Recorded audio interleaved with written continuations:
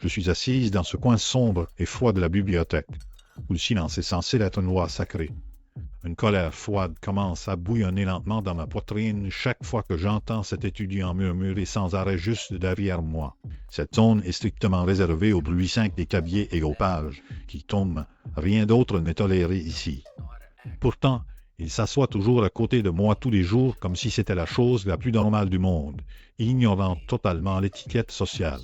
Ces petits bruits constants me rendent absolument folle malgré leur faible volume, car ils percent mon esprit avec une précision chirurgicale. Je pourrais le faire partir immédiatement en lui montrant le règlement affiché au mur, mais j'ai peur d'être jugé cruel par les autres lecteurs qui pourraient penser que je suis trop exigeante. Peut-être que c'est son aide vraiment à se concentrer sur ses études complexes et qu'il ne réalise pas qu'il me dérange autant.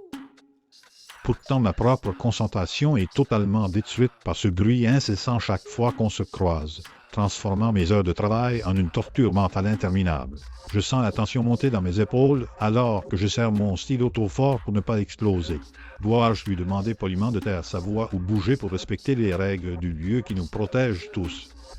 Ou devrais-je simplement souffrir en silence parce que c'est son droit d'utiliser cet espace comme il l'entend, même si cela me coûte cher émotionnellement? Chaque minute passe et mon irritation grandit jusqu'à devenir une obsession qui empêche tout progrès réel.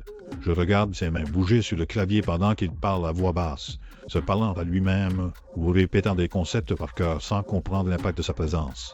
Pensez-vous que je réagis trop fort face à cette situation quotidienne qui semble anodine pour les autres mais qui est un enfer pour moi? La peur du conflit social me paralyse alors que mon besoin de calme devient une urgence vitale pour réussir mes examens. Je dois trouver le courage d'agir avant que ma patience ne s'épuise complètement dans ce silence brisé artificiellement.